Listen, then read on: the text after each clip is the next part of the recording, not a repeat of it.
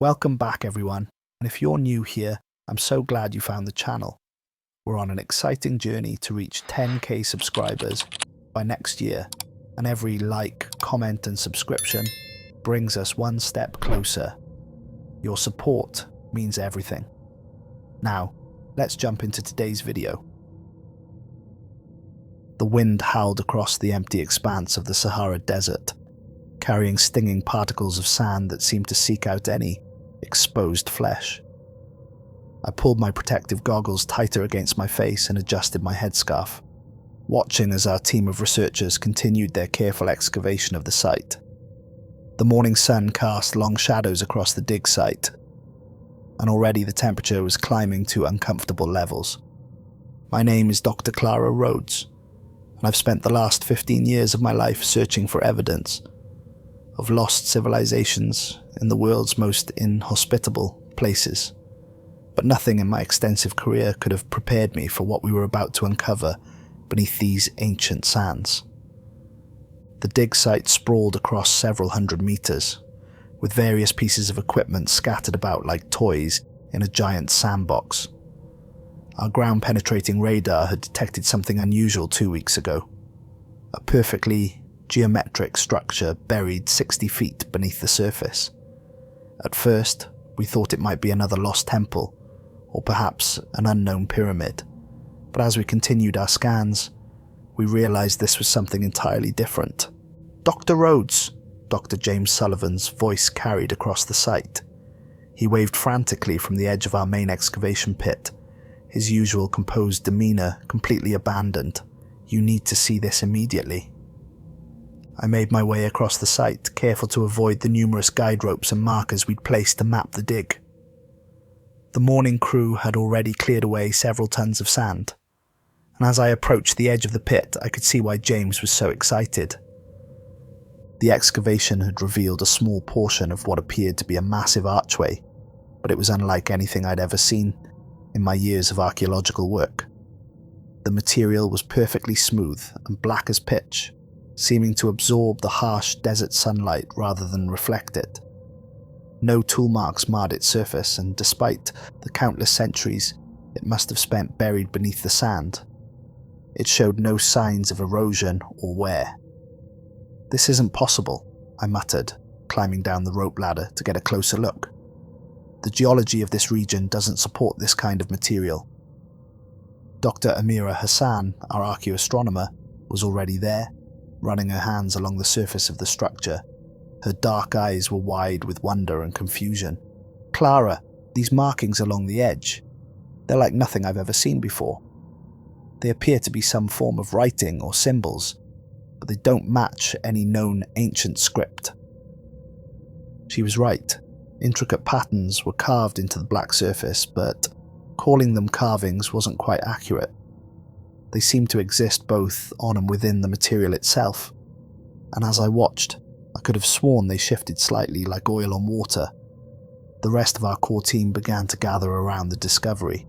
Dr. Rebecca Torres, our linguist, immediately began documenting the symbols with her camera, though she frowned each time she reviewed the photos. Thomas Parker, our technology specialist, was setting up additional scanning equipment, his usual confident smile replaced by a look of intense concentration. Dr. David Cooper, our anthropologist, stood at the edge of the pit, scribbling furiously in his notebook. "The local Tuareg guides," he called down to us. "They've been trying to tell us something about this place for weeks." I didn't quite understand the significance until now. They have stories passed down through generations about a door between worlds, hidden in the deep desert. I pulled out my satellite phone to contact our project sponsors, but the screen was dead despite being fully charged that morning. Looking around, I noticed Parker having similar issues with his equipment. Is anyone else having problems with their devices? The question was met with a chorus of affirmative responses. Every piece of electronic equipment within 20 meters of the structure had mysteriously failed. Only our older, analog equipment continued to function normally. As the sun climbed higher in the sky, we made another disturbing discovery.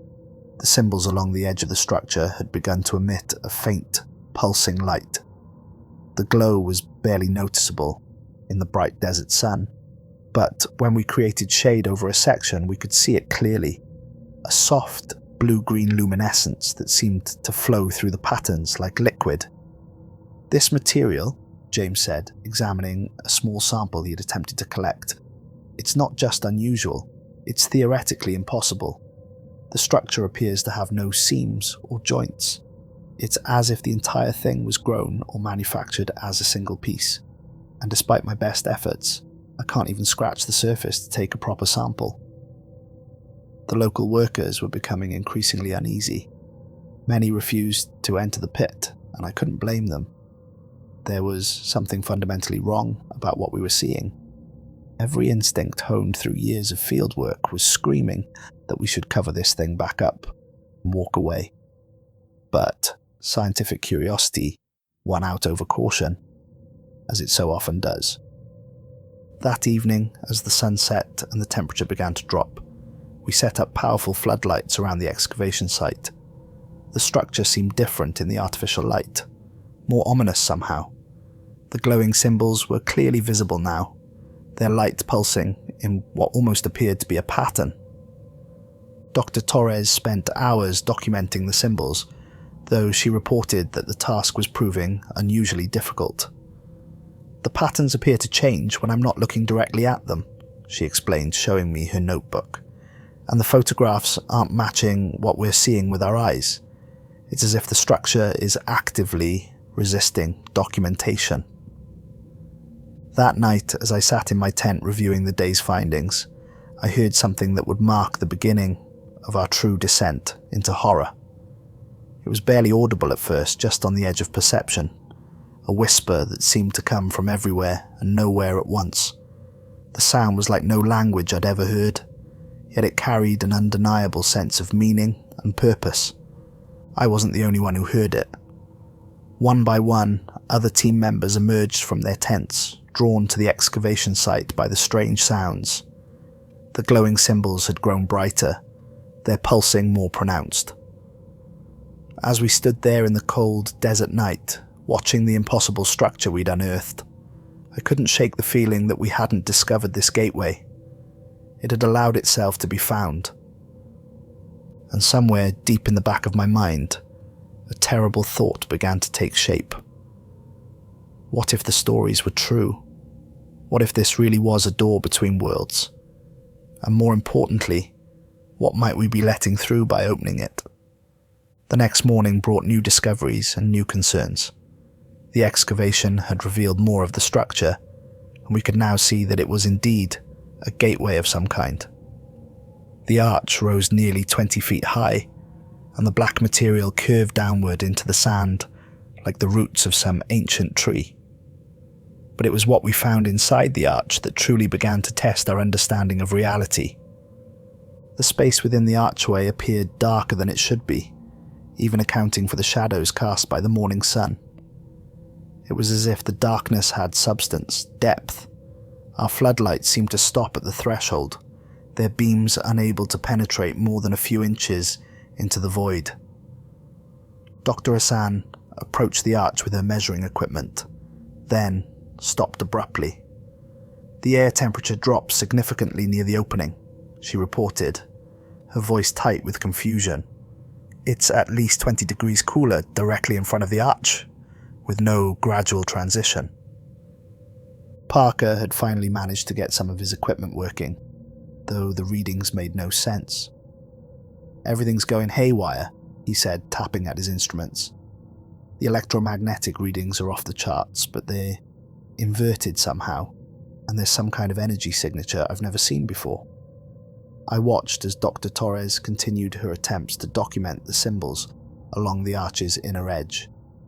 These were different from the ones on the exterior, more complex, more fluid in their movements. Yes, movements. There was no denying it now.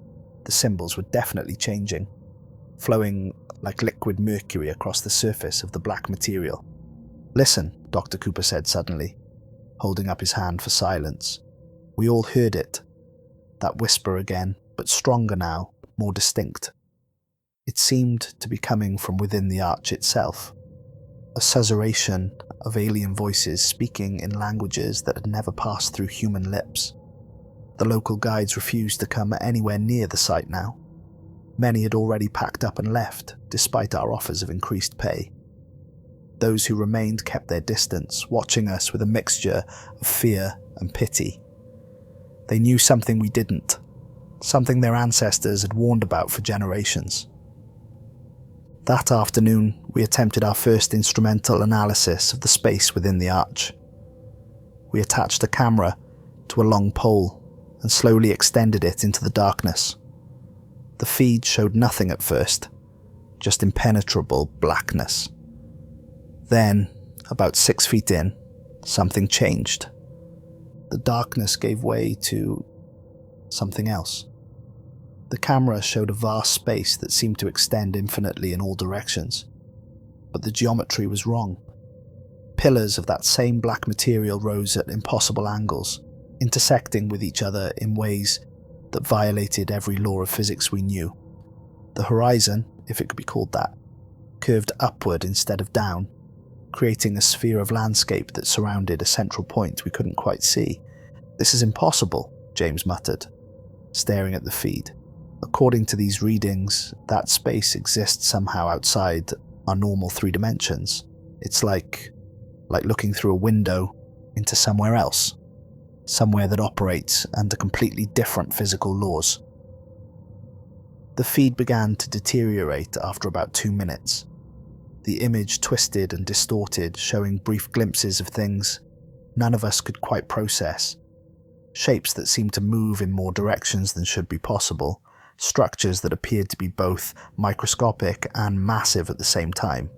Then the camera failed completely, the screen erupting in a burst of static before going dark. When we pulled it back through the arch, the camera had changed. The plastic housing had aged decades in minutes, becoming brittle and yellowed. More disturbing were the marks we found etched into its surface. The same flowing symbols that covered the arch, somehow burned into the plastic itself. That night, the dreams began. I woke in my tent, drenched in sweat despite the desert cold.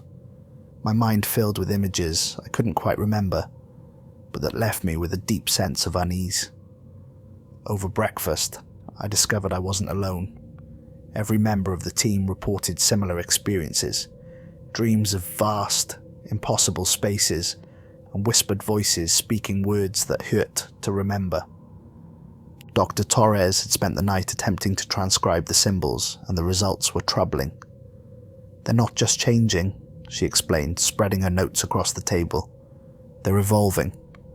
The patterns I documented yesterday are completely different from what's there now. And," she hesitated, glancing around nervously, "I think they're responding to our presence." To demonstrate, she approached the arch with her notebook. As she got closer, the symbols nearest to her began to shift more rapidly, their glow intensifying.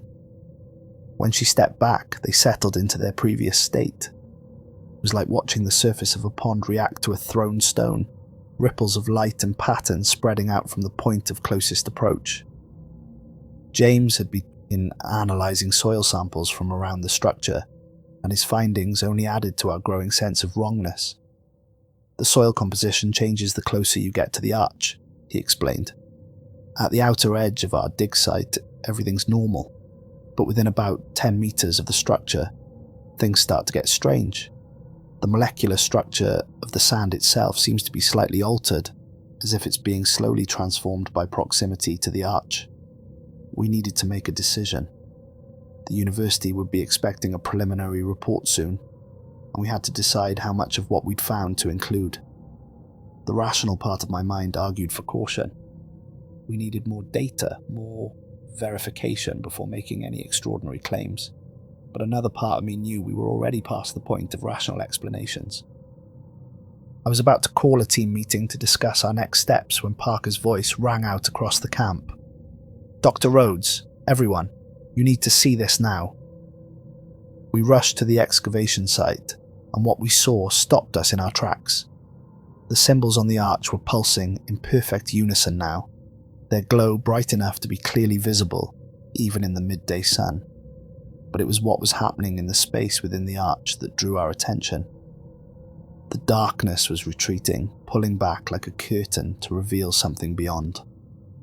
Through the opening, we could see what looked like a vast chamber, its walls made of the same black material as the arch.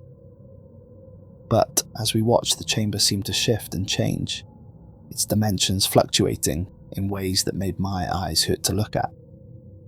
And there, in the distance, something moved. A shadow among shadows. A shape that seemed to fold in on itself in impossible ways. None of us spoke. We couldn't. We stood there, frozen, as the thing in the darkness seemed to notice our presence. The whispers returned, louder now, more insistent, and underneath them, barely audible but unmistakable, was a sound that might have been laughter. None of us slept that night. We sat in the main research tent, drinking coffee that had gone cold hours ago, trying to make sense of what we'd seen. The temperature had dropped well below freezing, unusual even for a desert night, and an unnatural stillness had fallen over the camp.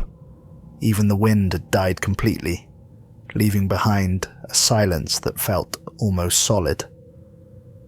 "We need to go through," Parker said finally, breaking the lengthy silence. "We've got the protective gear, the rope systems, everything we'd need for a preliminary exploration." He looked around the table, his face pale but determined. "We're scientists. This is the discovery of the millennium. We can't just walk away." Dr. Hassan shook her head. "The Tuareg warned us. They knew. All those stories about doors in the deep desert, about places where the world grows thin. They weren't legends. They were warnings." "Which is exactly why we need to document this," Dr. Cooper interjected. "Think about it. Every culture has stories about gateways to other realms. The Greeks had their gates to the underworld. The Egyptians their doorways to the afterlife. What if they were all talking about something real? Something like this?" I looked down at my notes, trying to focus on the facts, on the tangible evidence we'd gathered. But the symbols I'd sketched on the page seemed to shift and blur as I watched them, just like their counterparts on the arch. I quickly closed the notebook. "If we're going to do this," I said finally, "we do it properly. Full safety protocols. Nobody goes through alone, and we maintain constant contact with the base camp. We need to..." A scream cut through the night, high and terrified. We rushed outside to find one of our remaining local workers, pointing toward the excavation site. The floodlights we'd left running cast harsh shadows across the sand, and in their glare, we could see that the gateway had changed again.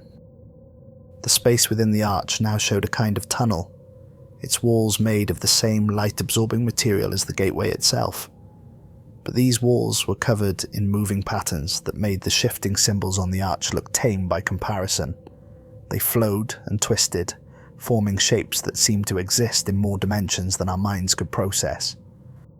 More disturbing was the fact that our equipment was reacting to the change. Every electronic device in the camp had come to life simultaneously. Phones, computers, cameras, all displaying the same flowing patterns we could see in the gateway.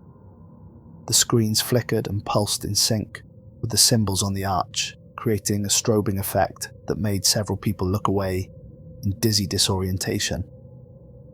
"It's stabilizing," Parker said, checking his instruments. "The energy readings are evening out. If we're going to study it, this might be our best chance." The decision was made quickly after that. We spent the rest of the night preparing for the expedition. 3 of us would go through, myself, James, and Parker. Dr. Hassan would monitor from the base camp, while Dr. Torres continued her work on decoding the symbols. Dr. Cooper would coordinate with our remaining local workers and maintain contact with the university. As dawn approached, we donned our protective gear.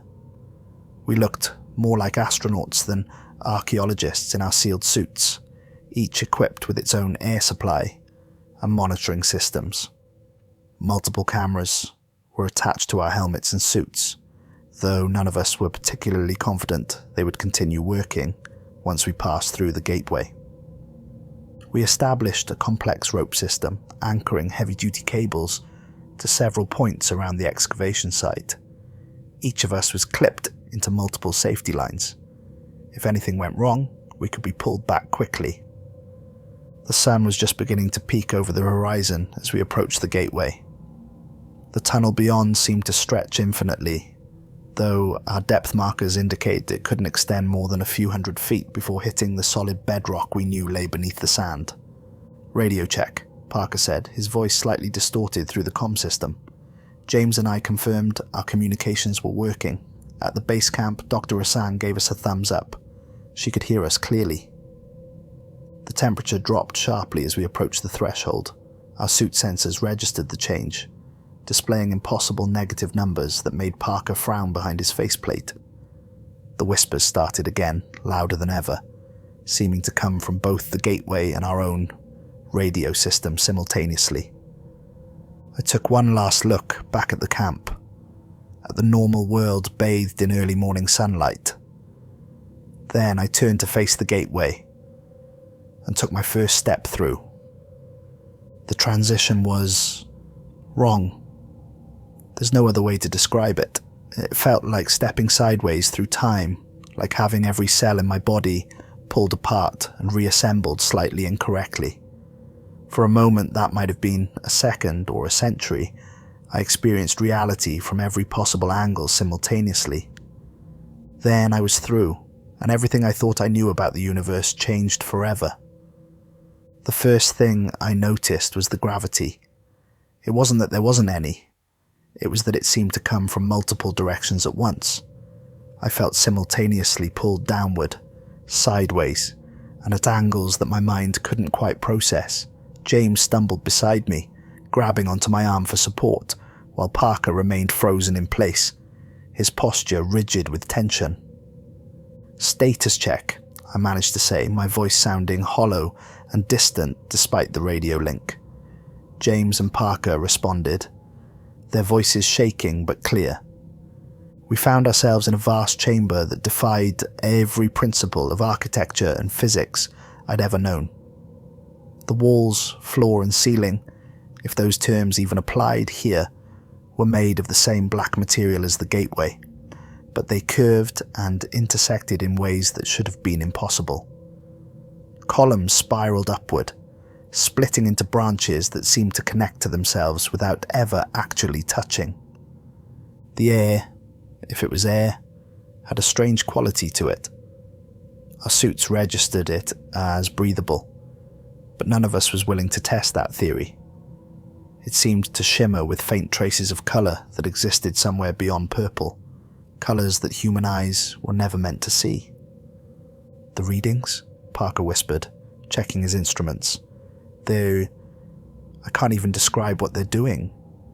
It's like they're measuring something that doesn't exist in our normal space." I looked back at the gateway behind us, relieved to see it was still there, still showing the normal world beyond. Our safety lines extended through it, looking bizarrely normal against the impossible geometry surrounding us. Dr. Hassan's voice came through our radios, distorted but understandable, confirming she could still monitor our vital signs. We began to move deeper into the chamber, our footsteps echoing in ways that didn't match the space around us. The sound seemed to come back to us from multiple directions, sometimes preceding the actual step that caused it. The light from our suit-mounted lamps behaved strangely too, bending around corners that shouldn't have been there, illuminating spaces that seemed to recede forever. "Look at this," James called out, his voice filled with a mixture of awe and horror. He was standing near one of the walls, pointing at what appeared to be a series of indentations in the black surface. As we approached, I realized they weren't indentations at all. They were windows or portals, each one showing a different impossible scene. In one, I saw what looked like a city, but its architecture was all wrong. Buildings twisted into themselves, streets ran vertically, up walls, and the sky was filled with geometric shapes that hurt to look at. In another, a vast landscape of crystalline structures pulsed with internal light, each pulse sending ripples through what appeared to be the fabric of space itself. "Don't look too long," Parker warned, pulling me back. "Something about those images. They're not right. They're not meant for human eyes." He was right.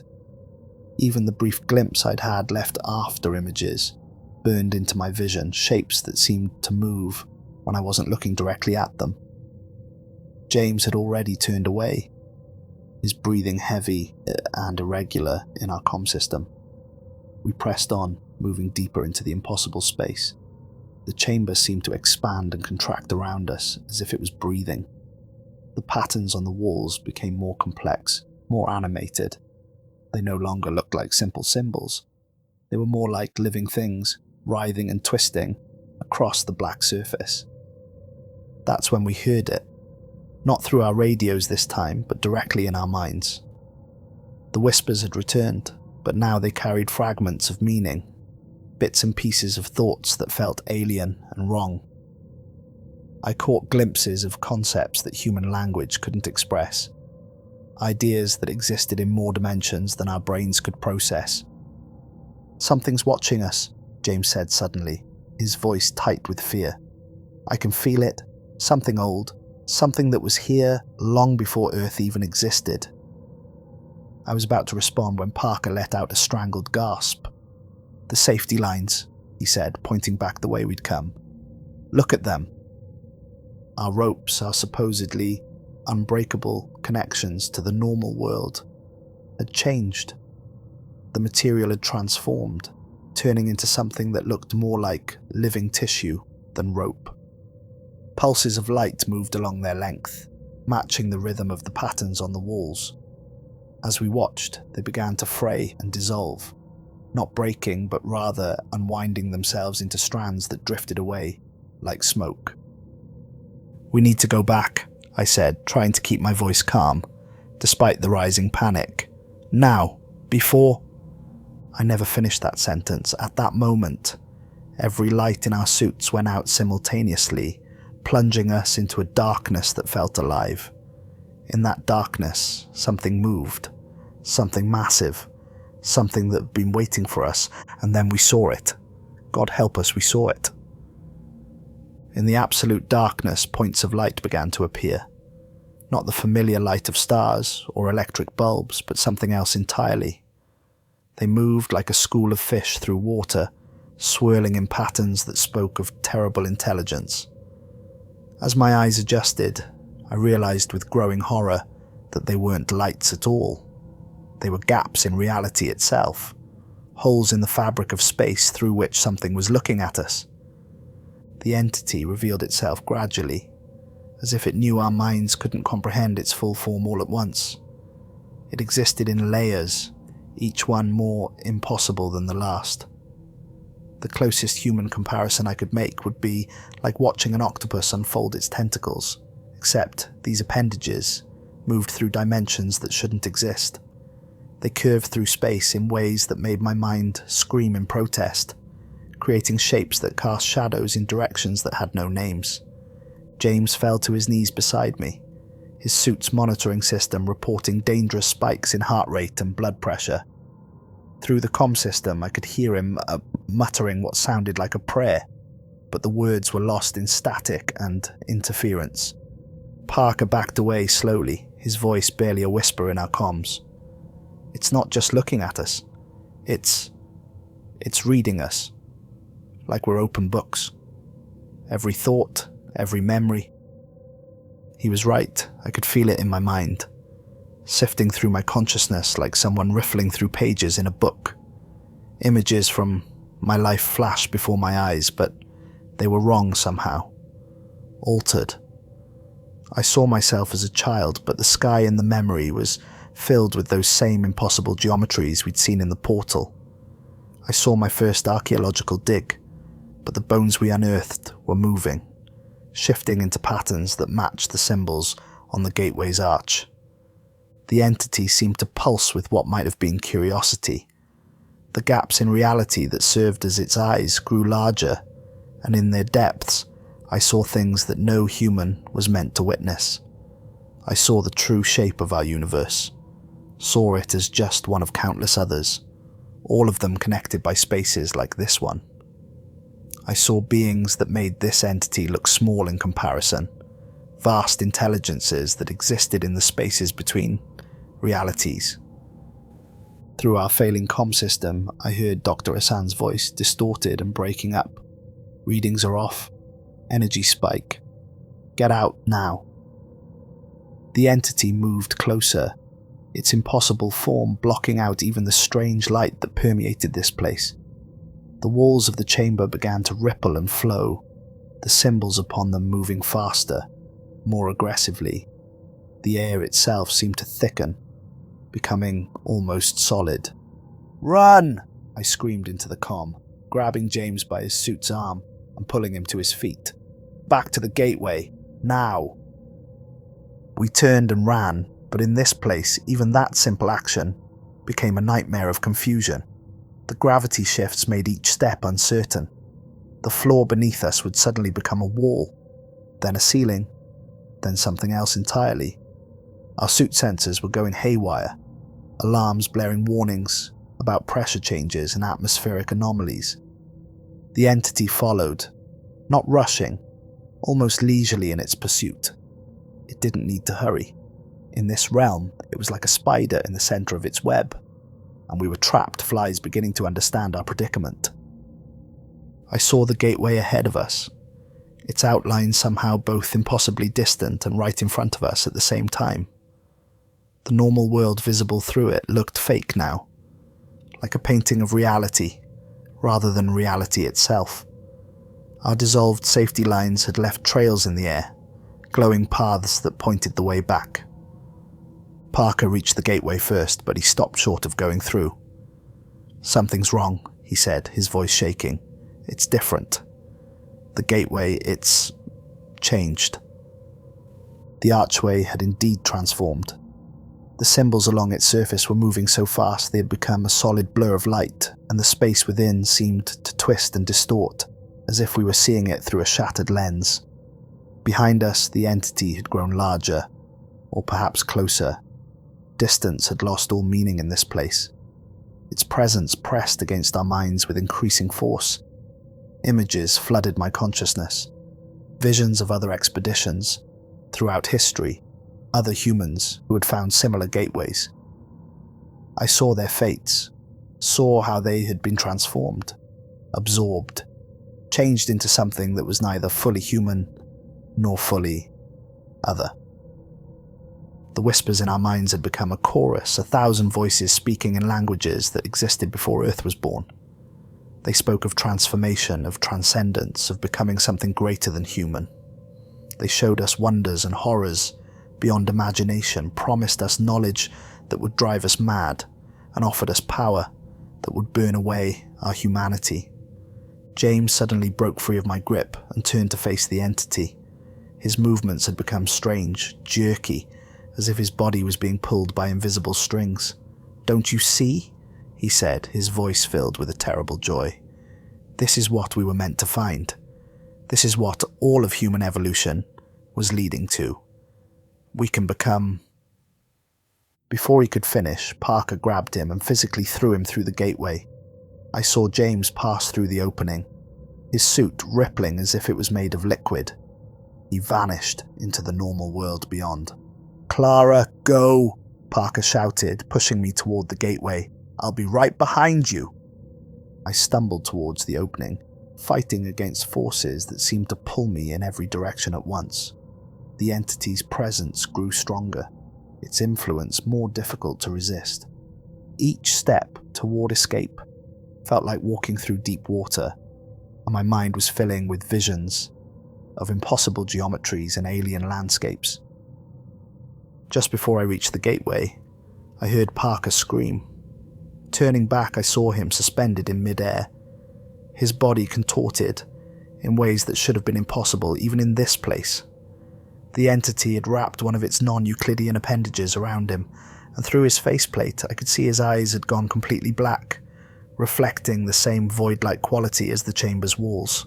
"Go!" he managed to shout, his voice distorting into something inhuman.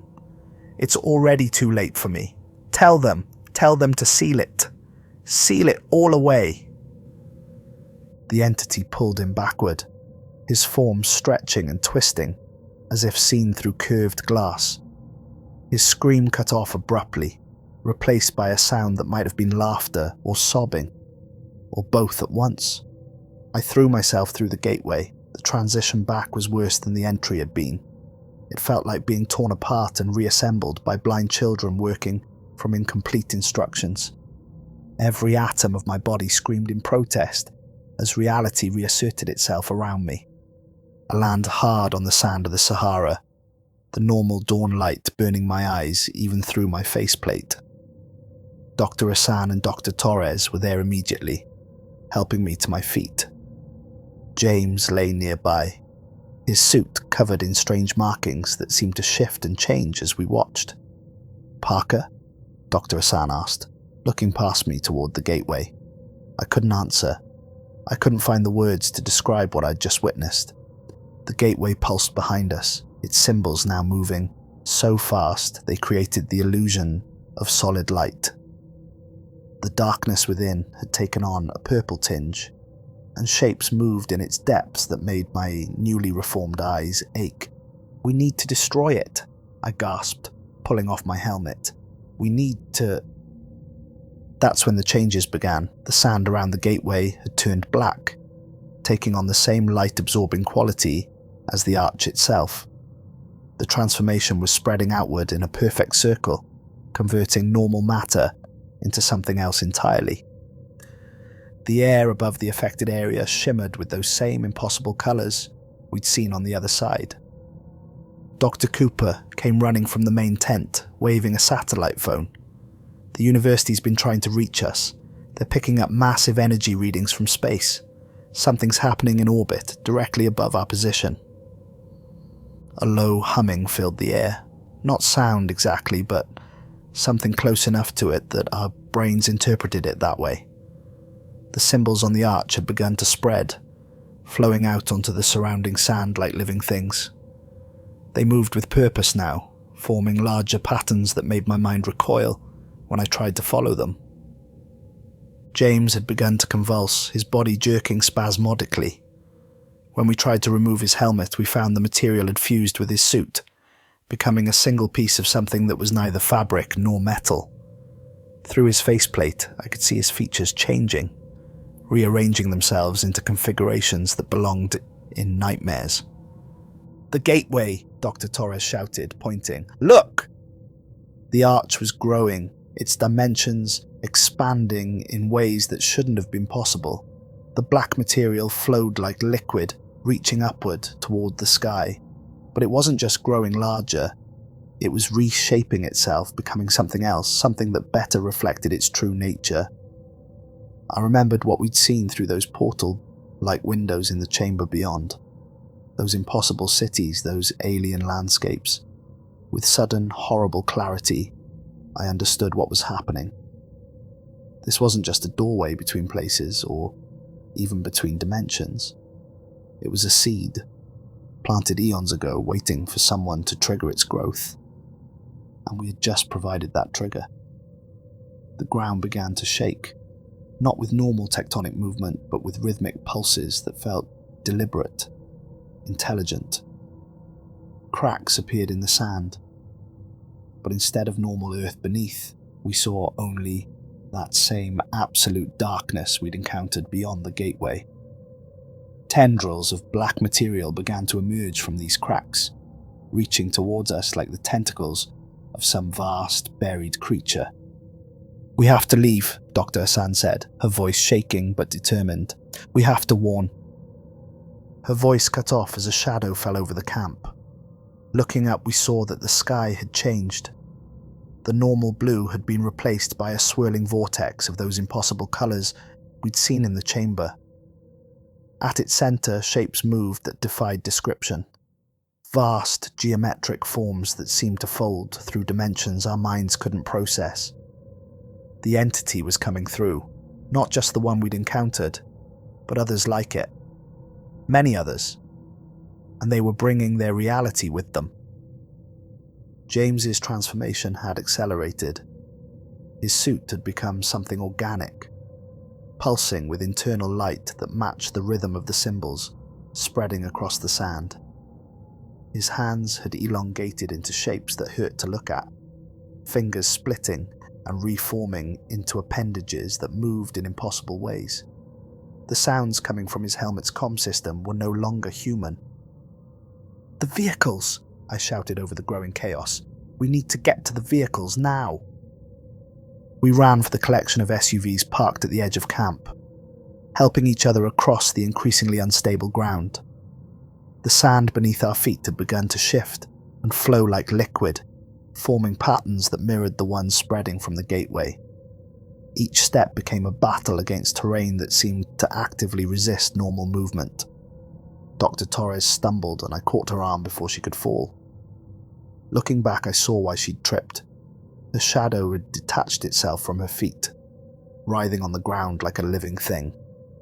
All around us, shadows were coming alive, twisting into shapes that suggested movement in directions that shouldn't exist. We reached the first vehicle, and Dr. Cooper jumped into the driver's seat, fumbling with the keys. The engine roared to life, but the sound was wrong, distorted and layered, as if we were hearing it from multiple times and places simultaneously. The dashboard displays flickered and changed, showing impossible readings and symbols that matched those on the gateway. "Look!" Dr. Hassan's voice cracked with horror as she pointed toward the horizon. The transformation wasn't limited to our immediate area anymore. In the distance, we could see other points of darkness appearing, smaller gateways forming spontaneously as the larger one continued to grow. The sky above them distorted and bent, creating pockets of alien space that spread like ink through water. The radio in the vehicle suddenly came to life, cycling through frequencies on its own. Through the static, we caught fragments of panicked broadcasts in various languages. The phenomenon wasn't isolated to the Sahara anymore. Reports were coming in from across the globe of similar manifestations. I pulled myself into the passenger seat as Dr. Hassan and Dr. Torres climbed in the back. The vehicle's engine made a sound like screaming metal as Dr. Cooper pressed the accelerator. We lurched forward, tires spinning against sand that no longer behaved like normal matter. Behind us, James's transformed figure had begun to move toward the gateway, his motions smooth and inhuman. As we watched in the rearview mirror, others emerged from the darkness within the arch. More altered humans, their bodies twisted and changed by exposure to that impossible space. They moved with purpose, spreading out across the desert like a grotesque parody of an archaeological survey team. The air itself had become thick and strange, filled with floating motes of light that left trails in multiple dimensions. Breathing had become difficult, each inhalation bringing with it tastes and sensations that human tongues were never meant to process. "The GPS is gone," Dr. Cooper announced, his knuckles white on the steering wheel. "All the instruments are showing something else." He was right. Every screen and display in the vehicle had transformed, showing flowing patterns of symbols similar to those on the gateway. The speedometer no longer displayed numbers, but rather shifting geometric shapes that somehow conveyed concepts of velocity that transcended simple speed. The desert landscape around us was transforming as we drove. Normal sand dunes were being replaced by structures that seemed to grow organically from the ground, twisted spires of that same black material, rising into the altered sky. They formed impossible architectures that ignored gravity and basic physics, creating a city that belonged in no earthly civilization. "The compounds in the air are changing," Dr. Hassan said, checking a handheld atmospheric analyzer that was somehow still functioning. "The molecular structure of the atmosphere is being rewritten. If this continues..." She didn't finish the sentence. She didn't have to. Through the windows, we could see other vehicles in the distance, their headlights cutting through the unnatural twilight that had descended, despite it being mid-morning. They were heading south, away from the spreading transformation. We weren't the only ones fleeing. The radio continued to pick up fragments of broadcasts, each more disturbing than the last. Reports of similar gateways appearing in other ancient sites around the world. Göbekli Tepe, the Plain of Jars, the Nazca Lines. Each location experiencing the same transformation we'd witnessed, reality itself being rewritten by forces beyond human comprehension. Dr. Torres had been unusually quiet since we started driving. I turned to check on her and found her staring at her hands with an expression of horrified fascination. Her fingers had begun to elongate slightly, the skin taking on a faint iridescent quality that shifted in the strange light. "The exposure," she whispered, holding up her hands. "Even that brief contact with the other side. It changed us. It's still changing us." I looked at my own hands gripping the dashboard and saw the same subtle alterations beginning. The changes were slow, barely noticeable, but undeniable. Whatever transformation had taken James was happening to all of us, just more gradually. The vehicle's engine suddenly coughed and died, the transformed machinery finally giving up its struggle against the changing laws of physics. We rolled to a stop in what had once been empty desert, but was now something else entirely. The landscape around us had become alien, familiar features replaced by impossible geometries and structures that seemed to breathe. We sat in silence for a moment, watching the world transform around us. The horizon had become meaningless, the sky and ground seeming to merge into a continuous loop of impossible architecture and writhing darkness. The air shimmered with colors that made my eyes water just trying to process them. "We can't stay here," Dr. Cooper said, still gripping the useless steering wheel. "The transformation is accelerating. Look at the sand." The ground beneath our vehicle was no longer sand at all. It had become a shifting mass of interconnected patterns, each one flowing into the next in a way that suggested conscious design. As we watched, small structures began to emerge from it, growing like crystalline plants but moving like living things. "My phone," Dr. Torres said suddenly, pulling it from her pocket. The screen was alive with shifting symbols, but underneath them we could still make out human text. "There's an emergency broadcast system message. It's being reported globally now. Similar gateways are appearing at every major archaeological site on Earth." A sound like distant thunder rolled across the transformed landscape, but it wasn't coming from the sky. It seemed to emanate from the ground itself, a deep vibration that we felt in our bones. The vehicle's windows began to crystallize, transforming into that same black, light-absorbing material we'd seen in the gateway. "We need to move," I said, reaching for the door handle. "If we stay here, we'll end up like James." As if summoned by his name, a figure appeared on the horizon, or what passed for a horizon now. It moved with that same fluid, wrong motion we'd last seen from our transformed colleague, but it wasn't alone.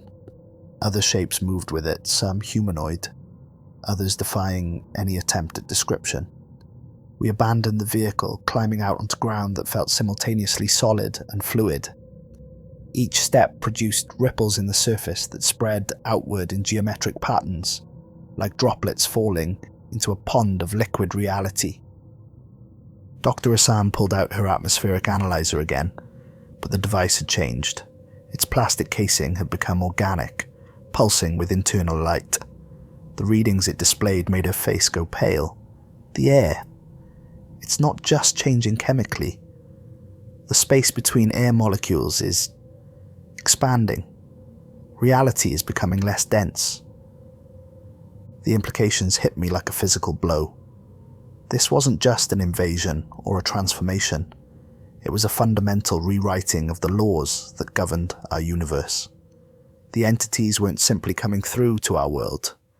They were converting our reality to match theirs. A high-pitched whine cut through the air, and we looked up to see a military helicopter approaching from the south. It moved erratically, clearly struggling against the changed air currents and physics. As we watched, the aircraft's metal skin began to ripple and transform. The helicopter's rotor blades elongated impossibly, their shape twisting into spiral patterns that shouldn't have been able to maintain flight. The pilot seemed to realize something was wrong and attempted to turn back. But it was too late. The transformation accelerated, the helicopter's form stretching and distorting until it resembled some vast aerial creature. The sound of its engine changed to something that might have been screaming. It flew off into the distance, no longer a human machine, but something else entirely. "Do you feel that?" Dr. Torres asked, her voice shaking. She held up her hands again, and we could see the changes had progressed.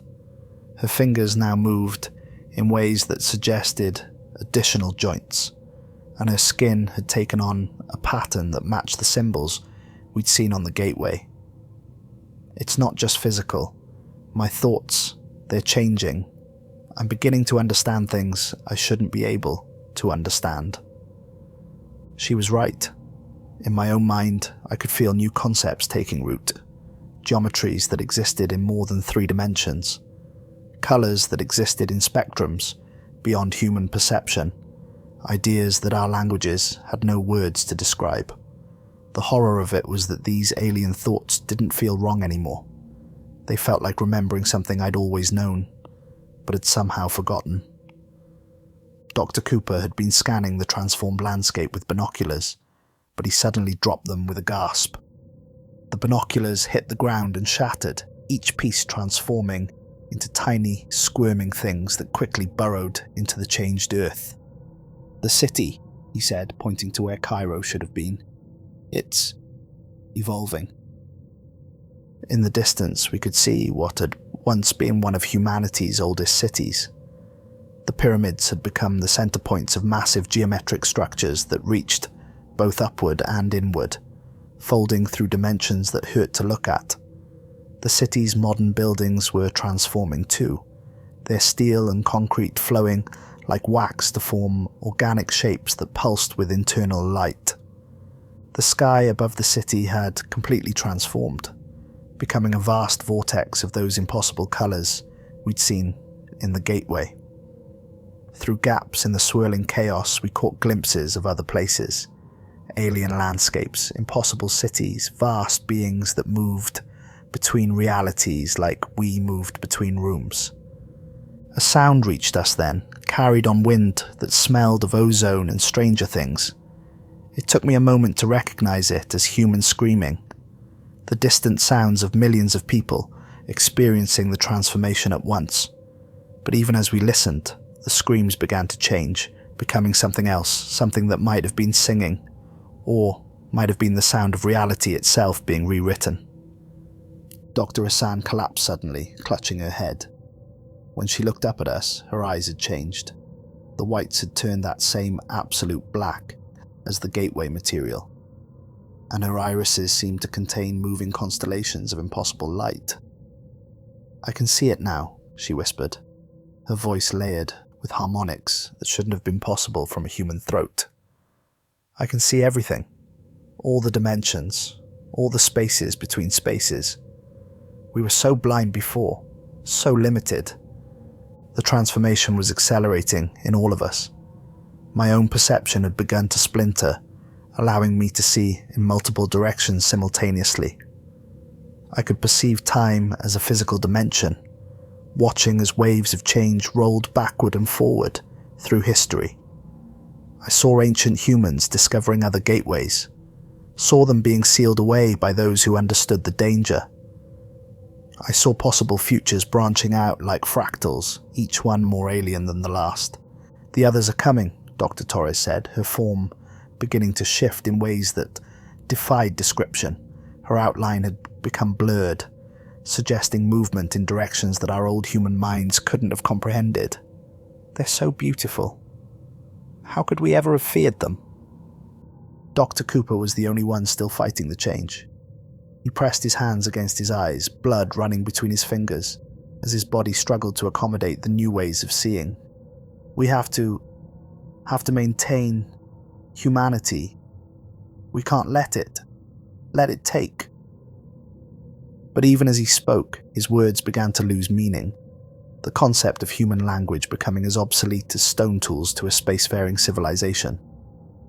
Our very thoughts were being rewritten, expanded, transformed into something vast and alien and incomprehensible to our former selves. The entity we'd encountered in the gateway appeared before us, but now we could truly see it. In our transformed state, its geometry no longer hurt to look at.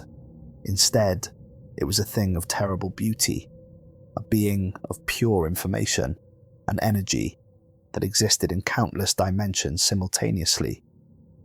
It reached out to us not with physical appendages, but with concepts and ideas that reshaped reality around us. I understood then what was happening. The gateway hadn't been a door or a portal. It had been a seed, planted by beings who existed so far beyond our comprehension that calling them aliens would be like an amoeba trying to comprehend a human.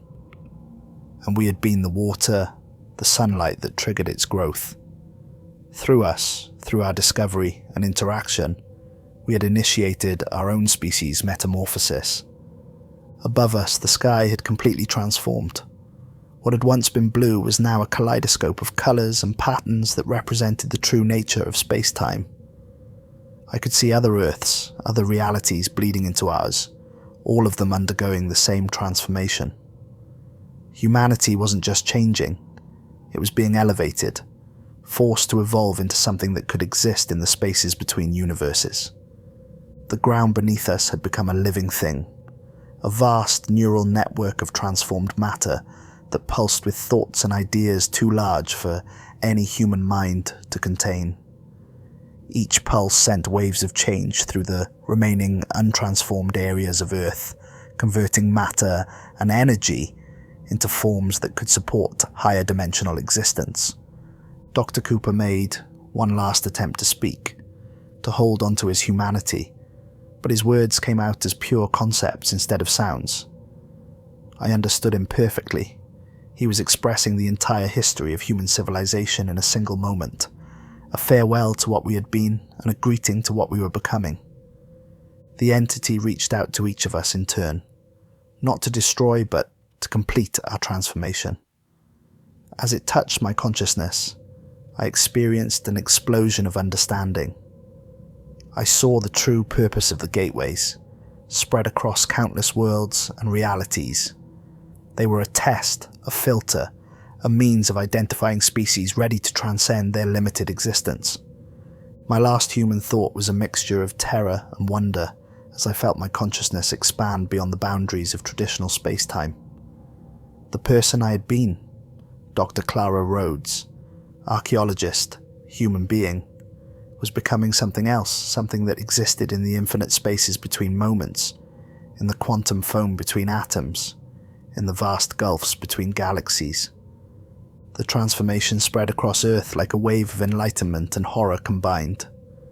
Humanity's time as a three-dimensional, time-bound species was ending. We were becoming something new, something that could perceive and exist in all dimensions simultaneously. Our cities transformed into geometric impossibilities. Our machines evolved into living things that bridged the gap between thought and reality, and our minds expanded to encompass concepts that our former selves could never have contained. The entities, our new kindred, welcomed us into existence beyond existence, and as the last traces of my human consciousness faded away, I understood that this had always been inevitable. The gateways had always been there, waiting for us to reach the point where we could find them, understand them, and through them, understand ourselves. Time has no meaning here in the spaces between spaces. What was once Earth still exists, but it has become something that our former selves would never recognize. The continents have transformed into vast geometric patterns that pulse with living light, each one a node in a network that spans multiple dimensions. The oceans have become rivers of pure consciousness, flowing between realities and carrying thoughts that exist beyond the boundaries of space and time. What remains of humanity exists everywhere and nowhere simultaneously. We are threads in a vast tapestry of existence, our consciousness spread across infinite dimensions. Those who came before us, the entities we once feared, are now our siblings in an endless dance of creation and transformation. Sometimes in the quantum spaces between moments, I catch glimpses of what we once were. I see the dig site in the Sahara, preserved like an insect in amber, a monument to the moment when humanity took its first step beyond the boundaries of limited existence. The gateway still stands, but it's no longer a door. It's become a window, allowing newly evolving species on other worlds to glimpse the path that awaits them.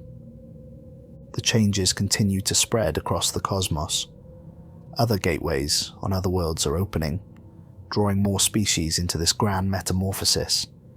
Each transformation adds new colors to the infinite palette of existence, new thoughts to the universal consciousness we share. In the great dance of realities, I sometimes brush against the awareness that was once Dr. Hassan, or Dr. Torres, or Dr. Cooper. We are all here, our former identities preserved like fossils in the bedrock of our new existence. But we are also so much more. Each consciousness has become a universe unto itself, containing infinite possibilities and perspectives. The beings that planted the gateways continue their work across the cosmos, seeking out species ready to transcend their limited existence. Through our expanded awareness, we can now see their grand design, a plan to elevate all conscious life to a higher state of being, to populate the spaces between spaces with minds that can comprehend the true nature of reality. From our new perspective, we can observe other Earth-like planets, watch as their dominant species approach their own moments of transformation. Some discover their gateways in ancient ruins, others in the depths of their oceans, or in the quantum fabric of their scientific experiments. Each discovery leads to the same metamorphosis we experienced. The process is eternal, infinite, expanding forever in all directions and dimensions. What we once called the universe is merely one layer of an infinite onion of realities, each one waiting to be transcended, each transformation adding to the complexity and beauty of existence.